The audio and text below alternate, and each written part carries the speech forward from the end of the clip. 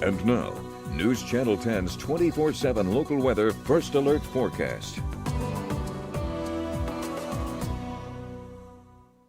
Well, good Tuesday morning, everyone. I'm meteorologist Shelden checking in with a quick look as to what you can expect around the region today. As you can see, temperatures very well on par with what we saw for yesterday. We were talking maybe mid to high 80s, maybe a few low 90s in the hottest places around the region. Winds ought to be relatively light out of the northeast at 5 to 10 miles an hour. But let's take a look at satellite and radar here at the time of recording, just before sunrise, as you can see, just before the 5 o'clock hour.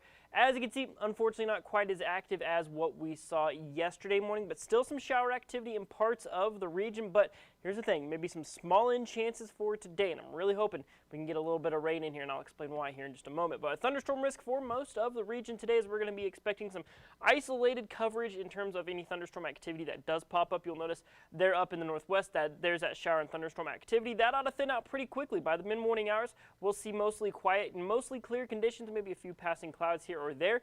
By this afternoon, just a little bit before sundown, you'll notice maybe a few little isolated cells can pop up here or there. We're going to keep a very close eye on it. So, like I said, maybe just a few little spotty showers are going to have to be in the right place at the right time. Other than that, you can probably expect pretty quiet conditions because you're going to notice things quiet down pretty quickly after that. Let's take a quick look at the tropics. Now we're going to be just touching on Idalia. I want to reiterate, no impacts to be seen in any part of Texas or the Texas Panhandle for that matter, but we're just giving you a quick update as it's expected to strengthen to a Category 2 storm later on today before making landfall, of course, there, as you can see on the Gulf Coast, right there near the Panhandle of Florida, as a Category 3 hurricane. So this is going to be a very large-scale storm. Going to be hearing a lot about this on the news, so we'll be keeping tabs on it here in our First Alert Weather Center as well, staying at hurricane and tropical storm strength as it works its way through Georgia and the Carolinas there on the East Coast before making its way back out to the Atlantic as a tropical storm. Like I said, no impacts to be seen here. What we are going to be seeing here in the Texas Panhandle, unfortunately, is a lot of heat coming back into the forecast. Wish it was different, but it's just not. We're going to see this high pressure system that settles back in across the area.